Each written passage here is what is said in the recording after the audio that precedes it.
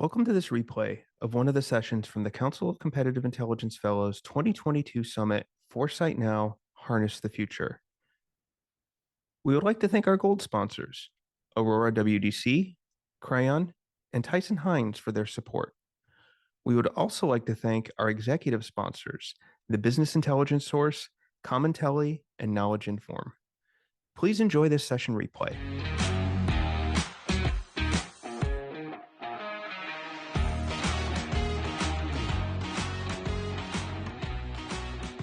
Welcome, everybody.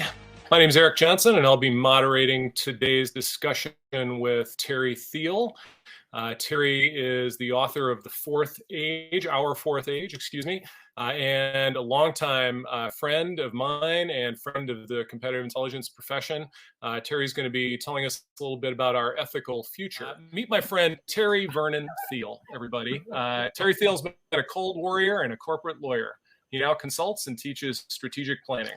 This book, Our Fourth Age, is the culmination of 40 years helping government officials, corporate officers, and graduate students think about the future. Terry got his BA magna cum laude in history, which is why we're friends, probably, from Princeton, and his JD from NYU. He's also a graduate of the National War College, and he and his wife, Carol, live near Wilmington, North Carolina. Terry, here we are talking about your, not only the ethical future, but also the perspective you have on where we are. But I guess, can you tell me how we got here where we are in terms of the way you're looking at the world? Well, let me preface the discussion with articulating the problem. Okay. And I would argue that there is a problem when one considers two facts. First, in 1935, the average lifespan of a Fortune 500 company was 90 years. And in 2016, it had fallen to 18 years. Second fact, from 1970 to 2015, the average lifespan of all publicly traded companies nearly halved. So something is going on, and we are seeing dramatic change. Now, in our profession, I would argue there are three tiers of intelligence that a strategic planner has to take on board. And I call them strategic intel, which is talking about the world writ large. Think demographics. And then there is market intel, which is going on within an industry. Think vehicle electrification or new technologies for transportation. And then there is competitive intel, which is, I think, really it's a misnomer. We're really talking stakeholder intel. What we're talking about are the individual entities, either persons or businesses, within a given industry and what they're doing. And you need to understand all three layers of intel if you're going to do any kind of meaningful planning. And what that data tells us is that something is happening at a strategic intelligence level that is changing the marketplace. Market intel is changing. There are fewer companies and they don't live as long. And that in turn is going to impact competitive or stakeholder intel, who we're looking at and why we're looking at them. So that was the problem that I attempted to address in the book. And I'm going to make the following argument. I'm going to argue that we as a species have gone through three ages. The first age was, go back 200,000 years, when we became anatomically human. I remember it like yesterday. Just yesterday, you know. When we were hunter-gatherers. And at that time, we had imprinted in us a set of instincts, behavioral instincts for survival purposes. And I'll come back to those instincts later, but let me just quickly outline them what they are. I've sort of dumped them into four buckets. The first of which is we are afraid of everything. And when we are afraid, we tend to overreact violently. That's our defense mechanism. Secondly, we are social animals. We live in groups. We have to. When you think about it, about the worst thing one can do as a punishment is solitary confinement. We are group entities. We spend most of our days socializing. Thirdly, we are status seekers within our groups. We will do anything to improve our status within a group, because being in a group and being higher in the group improve our chances of survival, finding a mate, passing on our genes. That's what it's all about. And fourth and finally, we're curious. But we're not curious in any sort of altruistic way. We're curious about what's over the hill, because whatever is over the hill might eat us. And so we want to figure out what's there before it does and what we can do about it. Okay, so we'll park those four for a bit and come back to them. Our first stage hunter-gatherers, up until, well, let's say 12,000 years ago. And then we became farmers and herders. Fast forward to, I'll pick a date, 1785, when steam engines became reliable steam engines became commercially available. We became makers of things. That is our third age, if you will, the Industrial Revolution. Okay, one other attribute that will come to play that goes back to the instincts. It's not an instinct per se, but it's part of our personalities. The AT&T back in the 50s had a professor, I believe his name was Williams, did a study as to how humans, what they remember. And our phone numbers are 7 digits long, 232-3198. That's because humans as a species can generally manage to keep in their head what they call the magic number 7 plus or minus 2. So think of 7 as sort of a magic number for humans in terms of groupings and in terms of what we can remember and what we can act on. If we get beyond 7 things, we can't kind of hold that all in our brain at the same time. Okay. What does our third age look like? Well, from the second to the third age, we went from custom production of things, onesies and twosies, to mass production. And we went from a world where communication took time to where it's instantaneous, and where distance traveled might take months to where that's overnight. And so where we are now is we've gone from local to regional to basically a global market where we're all buying the same thing. You know, think of Henry Ford, any color as long as it's black, okay? And we have, to put a bumper sticker to it, a relatively few who are making many. That's the world we live in. We have developed around that a set of classic microeconomic performance metrics, economies of scale, inventory, ROI, EBITDA, EBITDA, a whole set of microeconomic criteria that we use to measure business performance. And getting to the ethical part of this discussion, how do we get at the data that we extract information from in order to arrive at knowledge as to how to do things?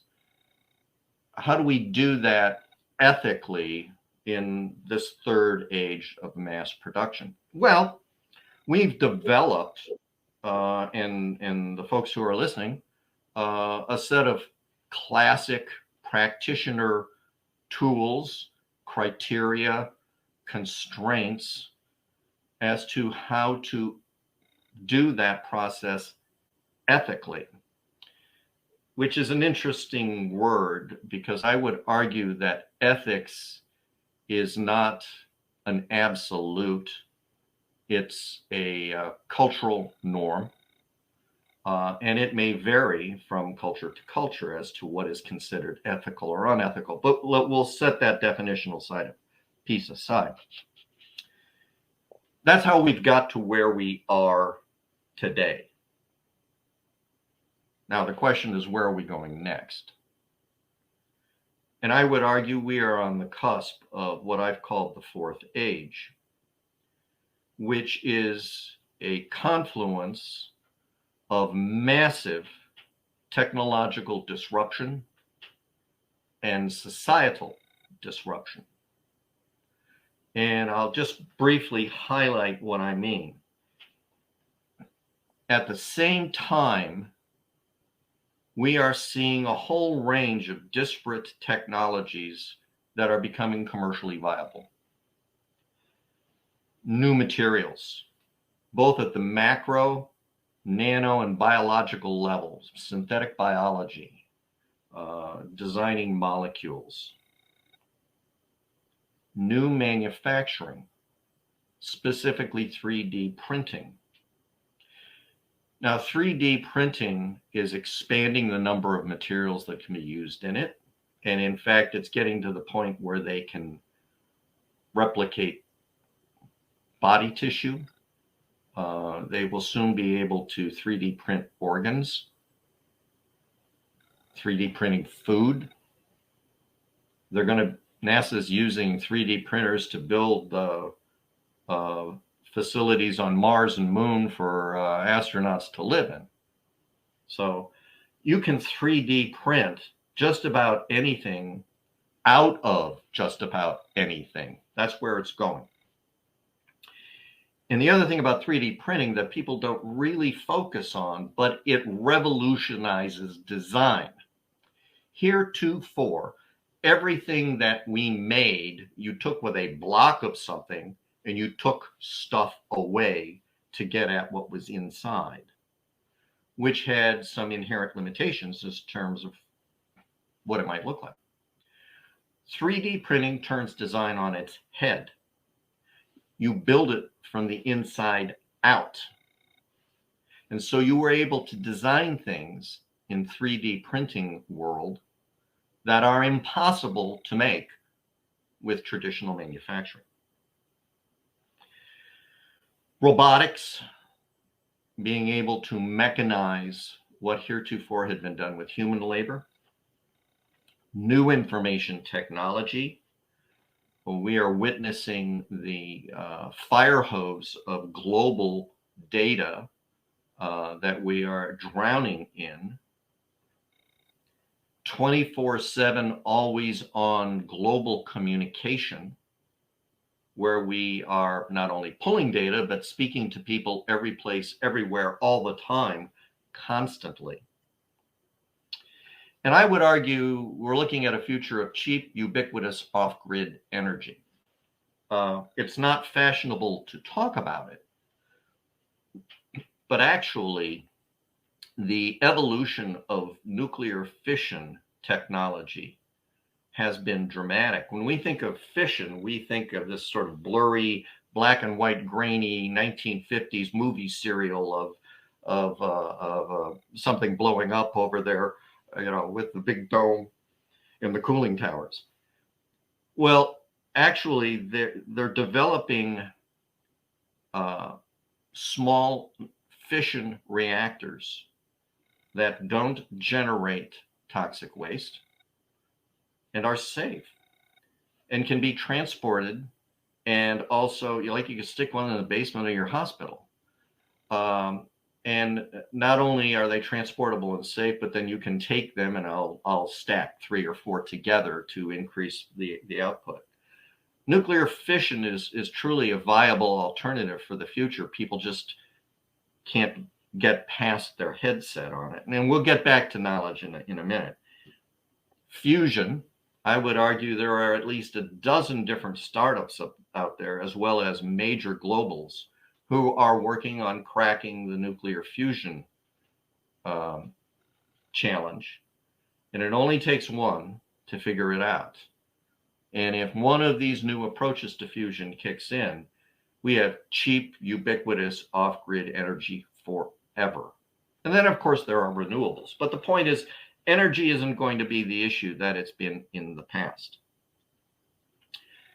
Going from the technological to talk about the societal, for the first time ever, more people live in cities than in the country. The impact of urbanization on people is profound. In effect, women stop having babies when they are in cities.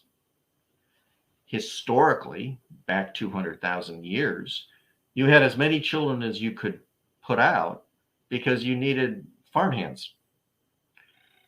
You don't necessarily need factory workers anymore, certainly not like it was in the 1800s.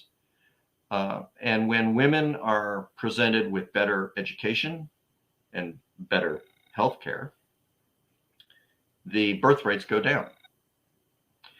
And what we are seeing is, when you look at the forecasts, and I'm talking UN forecast numbers, we are looking at a 40%, something like that, population drop in Eastern Europe, Japan, South Korea. We're looking at a 25% population drop in China, 12 to 14% in Russia. Those sorts of population changes are dramatic and destabilizing.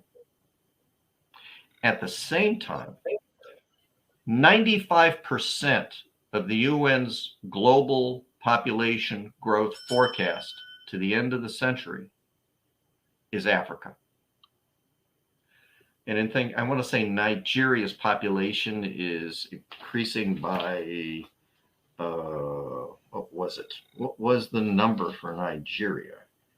It was something like 400%. That's a pretty large population increase. So you've got dramatic societal changes from a demographic standpoint, just in terms of how many people there are.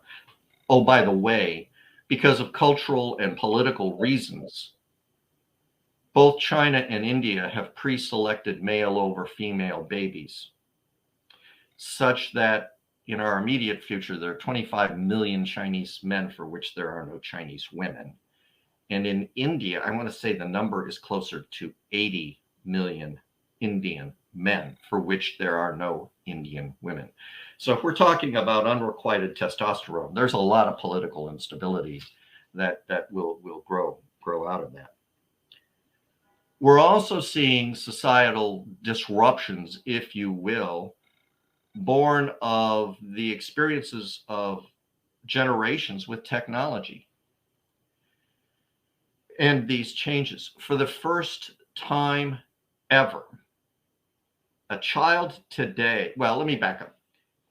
Up until today, any child born could look at their parents and their grandparents and say, my life is going to look like theirs. Maybe fashions may change, but by and large, I can template my life based on what my parents, how they lived and what they taught me, and what my grandparents did and how they taught me. That's not the case anymore going forward. There isn't anything I can tell my 9 grandchildren about my upbringing, other than eat your vegetables, perhaps, that's going to give them any guidance for dealing in the world they're about to encounter.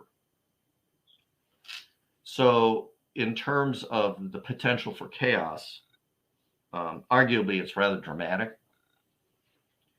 And I put on top of that there's a growing disconnect between generations, that the Gen Zs and the Alphas that have grown up surrounded by technology have a very different view of the world than even millennials, certainly boomers. and there's a disparity there. There's a cleft, if you will, between and among generations that heretofore had not been the case. So it's further opportunity for uncertainty and chaos. Okay, so what does that all mean? Let me stop you, Terry. Before you tell us what it means, let me kind of summarize a little bit of what you said. Okay. For our group. So I'm not strictly ornamental up here because I feel a little ornamental right now. And I wish you were drinking a beer because I would have a sip of mine while we were doing it. We have Actually, a few it's gin. You're okay. Exactly. We have a few questions and observations from the audience. We're going to get to those in just a second. But I want to just notice that the third age really was about centralization and consolidation and bringing together of power and influence and assets and activities and resources and knowledge and the ability to Globalization. the world. Yeah. What'd you call it? Globalization. Globalization, indeed. And I think what we've seen in the last couple of years is that there is a bit of a reversal in our fourth age based upon people's ability to decentralize, to decouple, to become smaller in their social groups, to cleave themselves away. And I think your observation about technology and the comfort level with technology that our youngest generations have today would indicate that they know how to seek out those of like mind and connect with those of like mind, because it's like-mindedness really that defines tribal. Which is doing a horizontal stratification across countries. That's right. And as Peter Zeihan noted, that degree of surgical affiliation between people leads to a bunch of young people whose dream job is to, sit in a closet and code in the dark. And that's not very conducive to population growth or having babies, basically. So I want to kind of consolidate this a little bit for our audience based on what I'm hearing.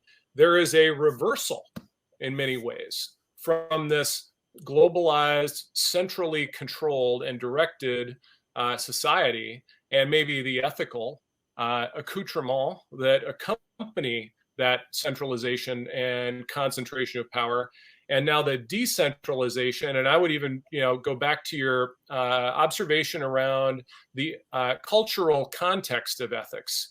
That, and I'm sure you've been to China and to places like Europe and places in Africa where the definition of competitive intelligence ethics is very different than it might be here in the United States. So thinking about that, I want to kind of consolidate that for our crowd a little bit before you tell us what this all means. Well, let me give you the bumper sticker. Yeah, please. We are going from a world in the third age where a few made many to a fourth age where many make a few. The technology disruptions that we are seeing are going to blow up all of the classic microeconomic criteria that heretofore we used as Intel people to figure out what a business was successful or not. So if I know how to do my competitive intelligence, let's say I'm making refrigerators, or that's hardware. Part of this problem, with this analysis is it's the William Gibson quote: "The future's here, but it's unevenly distributed." So what we're talking about is going to hit certain industries much faster than other industries, but it will roll out eventually to all. But if I'm in the business of, let's say, making shoes, I currently have how many shoe companies in the world? You could probably name off 4 or 5 brands that handle 95% of the volume. And each of them manufactures millions of shoes that they send around the world. Well, imagine a future where I go to the guy at the corner and he measures my foot, and I've got a particular problem with my foot such that I've got a bump that nobody else has, let's say.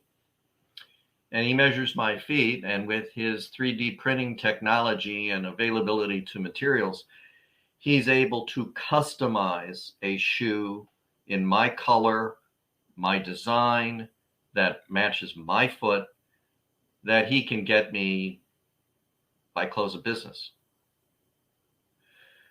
Well, heretofore, if I was in the shoe business, I had maybe 4 or 5 majors I had to worry about to go out and figure out what's the critical, out of all the data about them, what's the critical information I need to extract about those 4 or 5 to do my competitive intelligence analysis to come up with knowledge about how to build my strategy to address them. What happens when all of a sudden my competition consists of not only dozens, but hundreds, if not thousands of individual manufacturers that are all over the globe, that are servicing everybody all over the globe? What kind of information do I need to, what out of that data, what kind of information do I need to pull in order to do a competitive analysis? Now, I think that the challenge here when we talk about ethical behavior is so much of our ethical behavior has been, if you will, codified in antitrust law and other laws that says thou shalt do this, thou shalt not do that. When you go to a conference, you shall not ask this question, or you shall throw that piece of paper away that the guy handed you. Is that the right information that you would need in the future to do competitive intelligence in an entirely different marketplace? Would it be more appropriate that you need to know more about the individual who has that particular printer at the corner than the printer itself or whatever? Do I need more personal data about that individual to understand what they're doing, why they're doing it, how they're doing it? So I guess my clarion message here for the audience in terms of competitive intelligence going forward is it's a fundamentally different world. We are, and again, part of it is what I'll call the collapse of time depth. I had mentioned earlier that children couldn't really now look to their parents and grandparents for a template of what their personal lives were going to look like going forward. Well, that time depth has also collapsed for business. I don't think it's useful to look back 20 years or 30 years about how a company did something or how a company did it even last year as to whether that's the right way doing it going into the future. Witness that data I started with where companies are failing at an accelerating rate. So something about the way they're doing it ain't working. We're looking at what Joseph Schumpeter calls Schöpfereichzerstörung. My German is terrible. Creative destruction. We're looking at a deglobalizing world. We're looking at a deflationary world.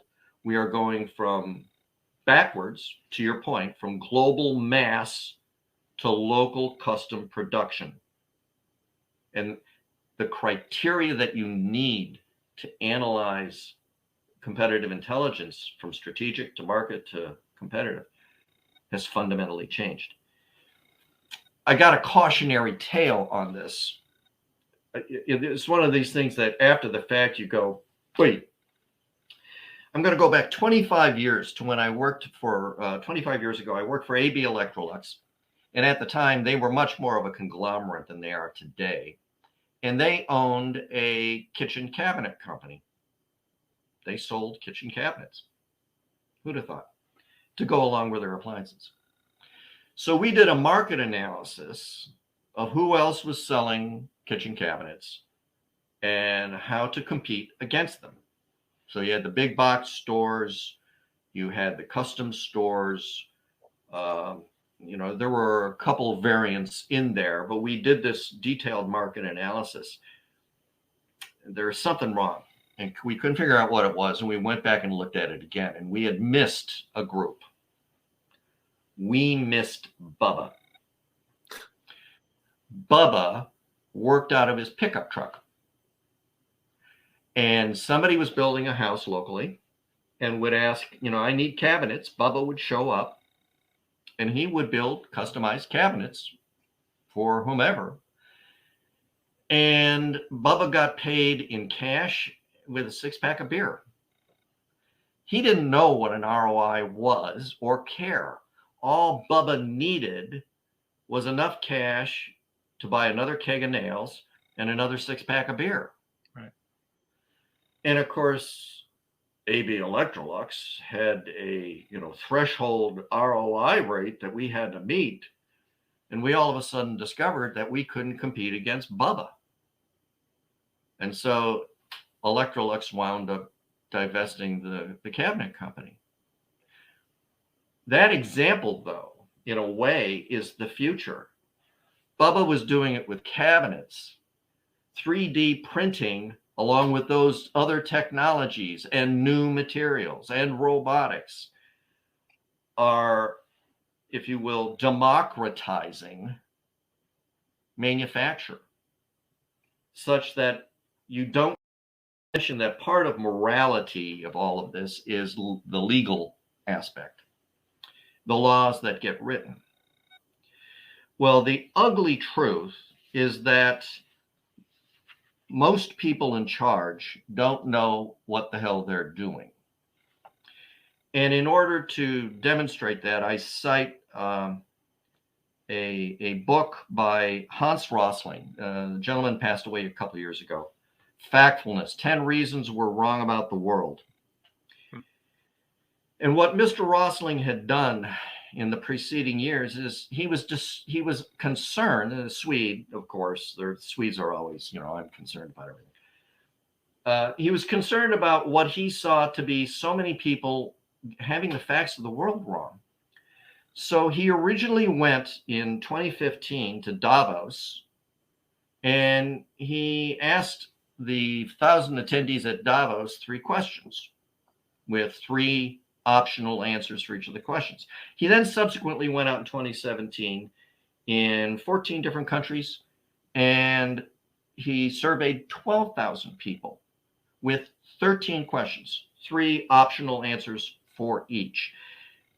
These questions were about the basic state of the world, okay? In the last 20 years, the proportion of the world population living in extreme poverty has almost doubled, remained more or less the same, almost halved. That sort of question. How many of the world's 1-year-old children today have been vaccinated against some disease? 20%, 50%, 80%. Okay, these are the types of questions he was asking the people that make the decisions. Okay, out of 13,000 people, no one got them all right. 15% got them all wrong. The average score was 15% right. Only one person got 11 out of 13 right.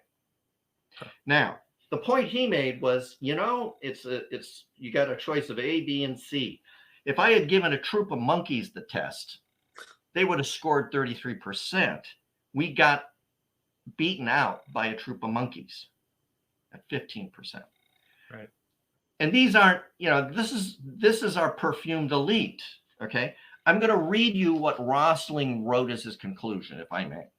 I've tested audiences from all around the world and from all walks of life: medical students, teachers, university lecturers, eminent scientists, investment bankers, executives in multinational companies, journalists, activists, senior politicians. Most of them almost get most of the answers wrong. Some even score worse than the general public. A few of the most appalling results came from Nobel laureates and medical researchers. Okay. These are the people that are passing the laws and setting the policies. So as we go into the future, when you think about ethical behavior, which I'll translate into moral behavior, the question is what is right and what is wrong for collecting information in a fundamentally different world against a fundamentally different business model for which we have had no prior experience except my dealing with Bubba. What are the right ethical criteria to apply in that future? And who's going to be applying them to us, since they don't know what the hell's going on? So that's the future that I think we are facing. And what concerns me about it all is that, again, we're looking at the wrong issues. We're trying to solve the wrong problems, and so we're not pulling together the right information. And I guess my poster child for this is the question of sustainability, climate change. And I'm not going to argue about the pros and cons of whether it exists or what it does.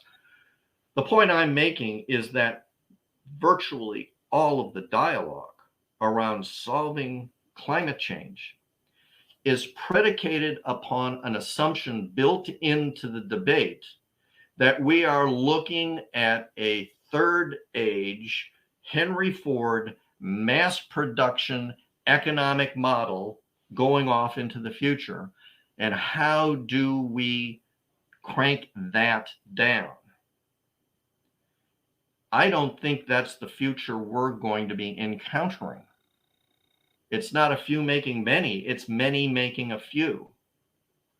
How do you apply sustainability criteria to small manufacturers who are, every product they make is customed? I'll give you an anecdote. I have on my phone an app from a tailor. I can put my phone on the floor, turn on the camera. I stand there and I go around like this. And that camera measures me. I can then go on that tailor's website, and they have dozens, if not hundreds, of different suit designs and materials that I can pick the material and I can pick the design. They now have my measurements, and they can make me a bespoke suit and get it to me within a week, and it will fit better than anything I can get on Savile Row. How does Savile Row compete against that kind of competition? What is the information you need in order to do your competitive analysis? And is it the same as it is today?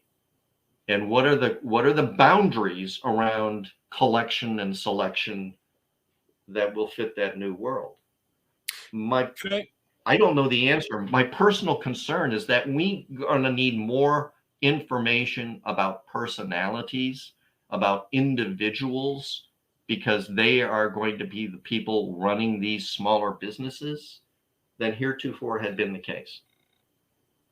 So my dogs joined the summit there briefly, Terry. I had to go mute. But what I'm hearing is that the ethical questions of the third age are different than the fourth age. And let me posit a hypothesis that third age ethics was driven by reputational impacts to our brand and how that brand was appreciated or repelled by the consumer or the customer who is buying. So Enron, for example, I'll cite Enron, and we could make a list of 100 other companies that suffered as a result of their clear ethical lapses. It seems to me that there is now more debatable asymmetries of interpretation around behaviors like those affiliated with Enron 20 years ago or so, and that these asymmetries of interpretation are more matters of survival, and almost like in sort of battle for survival, all bets are off, gloves are off, and in fact, that's an excellent point. That's an excellent point, because really what you're talking about, and I come back to those instincts. Okay, yep. When we are afraid, we overreact violently. Mm-hmm. Tend to. And if you're desperate, if you're in a business circumstance and you are desperate and you know, well, how's he doing that? How's she doing that? What do we have to do about it to survive? You know, does it become a less moral environment? All bets are off when it comes to collecting what you need to survive. And how do you police that? I mean, again, I come back to the example of shoes. When I've got 5 or 6 competitors, and I can get a pretty good profile of who they are and what they're doing and what their products are. But how do I compete against the guy at the corner with a 3D printer who customizes every single thing that comes out? Or more critically, and has the trust of their consumers to share that data with them because they go to the bar together at night or go to church on Sunday morning or, you know, play racquetball, whatever that trust factor is. So it strikes me that producers and consumers will be lacking in something that it used to be encapsulated in brand, which is trust. And in a world of a billion brands that are all sort of doing the same thing, you trust the person you know and who has sort of not let you down and given you reasons to want to work with them. So we've got time for maybe one more question, and that's going to be in this decentralized future where identity is based on the data that's been accumulated about you. So to your suit app, I was in Shanghai a few years ago, and I was in the garment district, and I hired a person to make me a suit. They met me at my hotel room that evening and came back at dawn the next morning with Bubba with his $70 suit that was a $2,700 suit in London, and it would have been 2 weeks to get the same thing done. And so to my point, this idea of mass decentralization now leads to sovereignty of your personal data being one of the characteristics by which you choose where to send your consumer dollars. So here's a question for you. What if there was a way for you to remain pseudonymous to almost everyone, and that pseudonymity was completely sovereign? You only released enough data about Terry Thiel that this suit maker could make your suit, bill you for it, and get it to a place where you could pick it up, maybe an Amazon drop-off point if you don't want them to know your home address.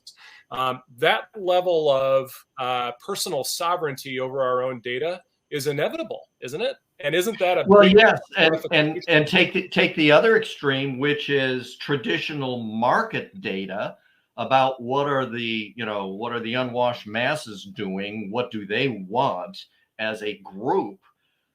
Well, when they're not buying as a group, when you can't track behavior in tens of thousands of purchases because they're not all buying the same thing, because it's black. Each one of those has been a customized purchase. How do you do your market analysis, let alone your competitive analysis? How do you decide what it is you're going to, who wants what?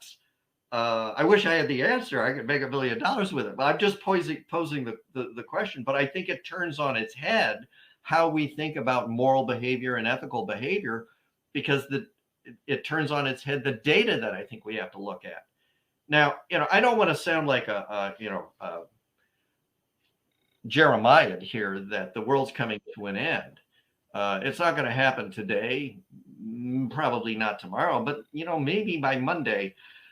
And it depends upon the industry you're in, how quickly these things will happen. And it also depends upon the region you're in, how quickly they take on, which further complexifies your business, because you might be mass producing still in let's say the Middle East or Africa, whereas you're now custom producing in Europe, and so it all of a sudden distorts how you view your customer base as well as your market base, and what's the critical information you need, and how do you go about getting it.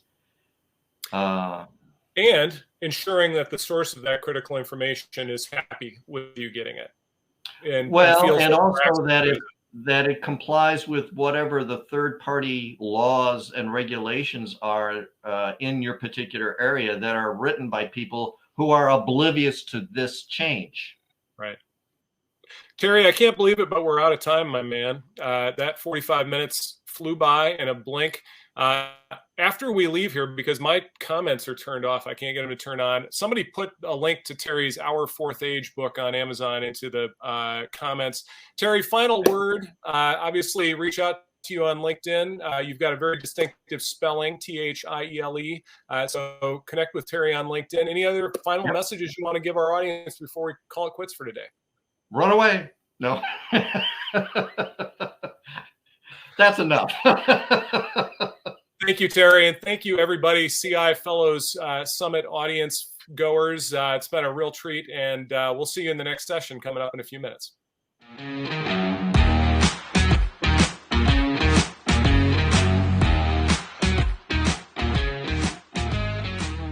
We hope you enjoyed this session replay from the Council of Competitive Intelligence Fellows 2022 Summit, Foresight Now, Harness the Future. We also hope that you'll join us for future educational programming that advances the field of competitive intelligence and adjacent fields. If you'd like more information about future events, the Fellows, or our competitive intelligence community of practice, please visit the link in our Vimeo profile. Thank you so much.